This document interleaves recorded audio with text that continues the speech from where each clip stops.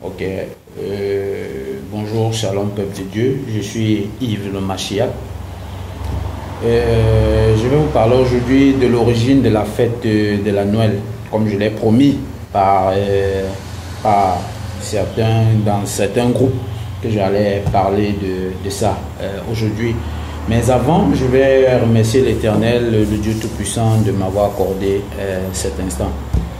Seigneur Dieu de gloire, je te dis merci pour cet instant. Merci pour le privilège parce que tu as mis une fois de plus encore l'opportunité.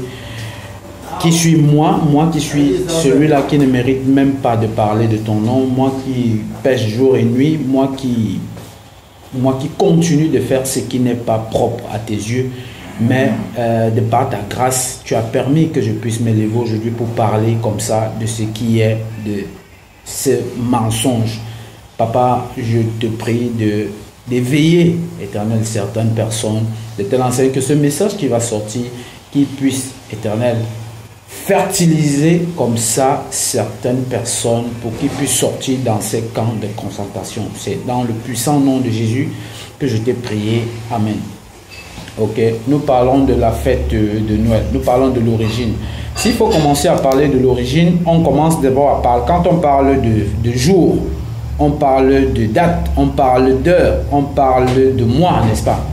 Maintenant, nous devons d'abord savoir d'où est-ce que cela provient, n'est-ce pas? Nous avons aujourd'hui, nous comptons les jours, les années selon le calendrier grégorien, qui fut le pape Grégoire XIII, n'est-ce pas? Qui l'avait mis en place en 1582, je pense bien. C'est un calendrier qui a modifié le calendrier, n'est-ce pas, julien, introduit par l'empereur Jules César en 46 avant Jésus-Christ, soit l'an 708 de la fondation de Rome. Donc, moi je me suis bien posé la question, pourquoi est-ce que nous comptons l'année à partir de l'an 1? D'autant plus qu'à l'école, on nous a appris que les chiffres en mathématiques partent de 0 à 9. Mais pourquoi est-ce qu'on commence à compter à partir de l'an 1 et oubliant le négatif moins 0? Pourquoi? Je me suis posé la question. Alors que il y a certains frères en Christ qui sont dans le monde, qui sont des Matthias, qui défendent vraiment l'évangile de l'Éternel avec énergie, qui ont calculé, n'est-ce pas, qui ont calculé à partir de la mort d'Hérode. Parce que la Bible nous enseigne que Dieu avait révélé, l'ange s'était révélé à Joseph pour lui demander de partir en Égypte parce que quoi, Hérode voulait faire tuer l'enfant Jésus. D'où il avait massacré quand il avait su que les mages lui avaient joué une mauvaise passe. Il a massacré tous les enfants de moins de 2 ans. 2 ans en montant. Il a fait un massacre. Alors, Joseph est parti s'abriter, n'est-ce pas, en Égypte. Et il est revenu donc maintenant à Jérusalem après la mort, n'est-ce pas, d'Hérode. Il y a des frères qui calculent pour ça. Mais j'ai pas encore eu, Dieu ne m'a pas encore donné des lignes par rapport à ce calcul-là. Mais je suis sur la fête, l'origine de la fête de la Noël. Ok? Pour ça, je vais prendre des ouvrages. Un ouvrage comme Éthologie de la Noël. Quelqu'un va me demander pourquoi pas la Bible mais l'ouvrage. Je vais lui répondre que dans le livre de 2 Timothée chapitre 3 verset 16 à 17, il est écrit que toute écriture est inspirée, n'est-ce pas, de Dieu et est utile pour enseigner, pour corriger, pour convaincre, n'est-ce pas, pour instruire dans la justice afin que l'homme de Dieu soit accompli et soit parfaitement accompli.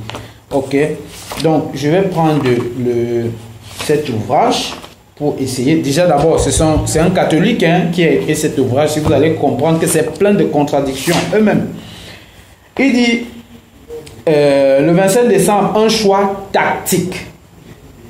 Un fait est aujourd'hui bien établi. La fête de Noël célébrée le 25 décembre a été ignorée des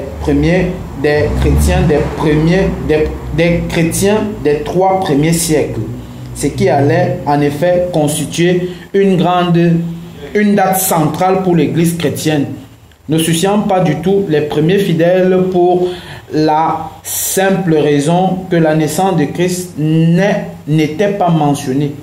Beaucoup plus que l'incarnation, sa mort et sa résurrection interféraient ces premières communautés. Note de théologie Oscar Kuhlmann. Ces premiers chrétiens ne célébraient d'ailleurs pas davantage la naissance des apôtres ou des martyrs. À l'attention sur le fait que dans la Bible, seuls les impies, tels Pharaon et Hérode, ont fêté leur jour d'anniversaire. On continue. La fixation du 25 décembre s'est faite à Rome, sans doute en 336 à la fin du règne de Constantin. Ce choix semble avoir été hautement tactique. Culte de Sol Invictus. Le culte de Sol Invictus en latin, en français qui est le dieu soleil, introduit sous l'Empire romain par les Gnos orientales, fut après une période d'interdiction proclamée religion officielle sous le règne d'Aurélien dans l'année 270 en 275. Ce dernier, qui se déclarait l'incarnation vivante du dieu soleil, conférait ainsi du pouvoir politique une dimension sacrée encore jamais atteinte.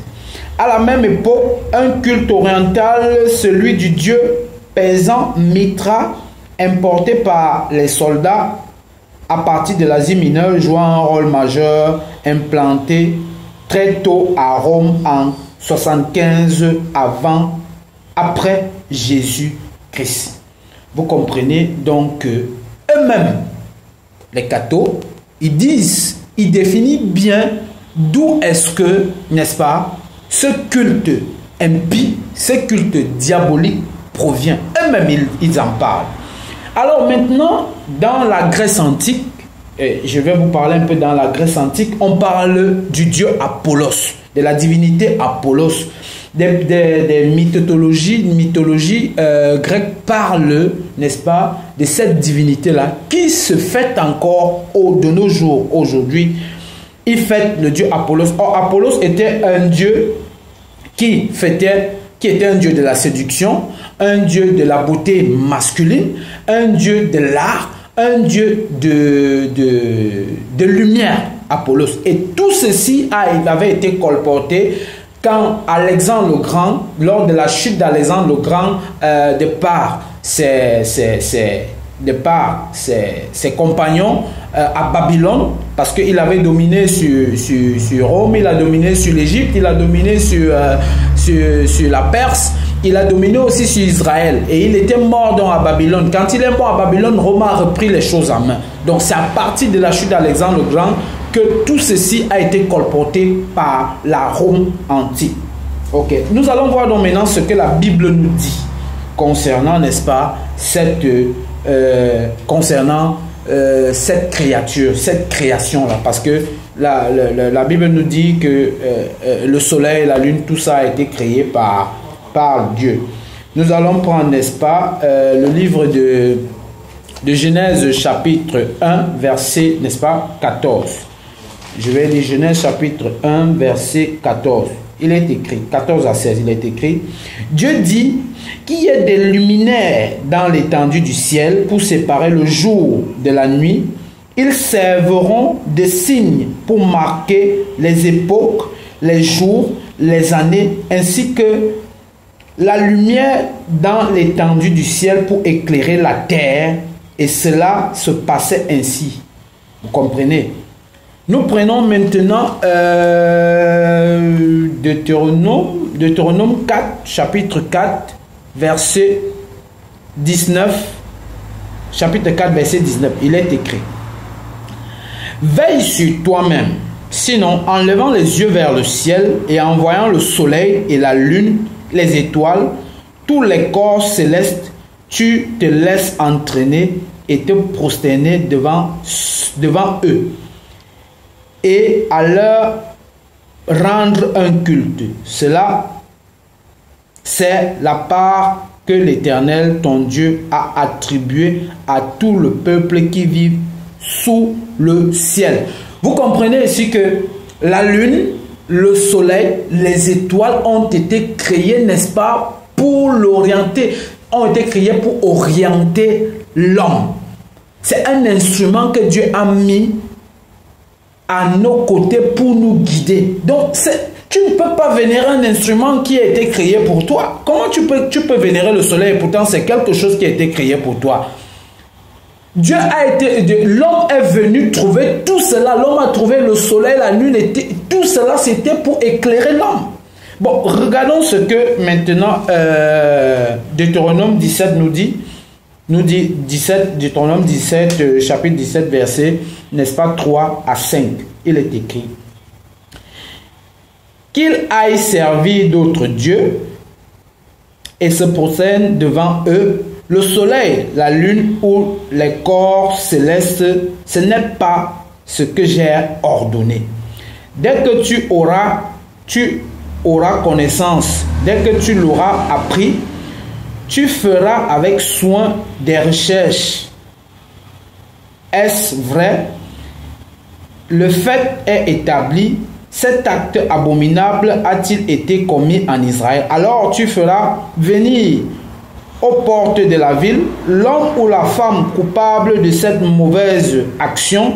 Tu la lapideras, tu le puniras de mort. Vous comprenez comment est-ce que, au temps de la loi, Dieu demandait, il ordonnait que lorsque tu, n'est-ce pas, donnais des cultes à un dieu étranger, que ce soit soleil, que ce soit, je ne sais pas, astral, lorsque tu te présentais devant cette chose que Dieu a créée comme une divinité, non seulement on te cherchait, on te mettait dehors et on te lapidait, tu étais puni de mort. Aujourd'hui, les gens fêtent toujours ces mêmes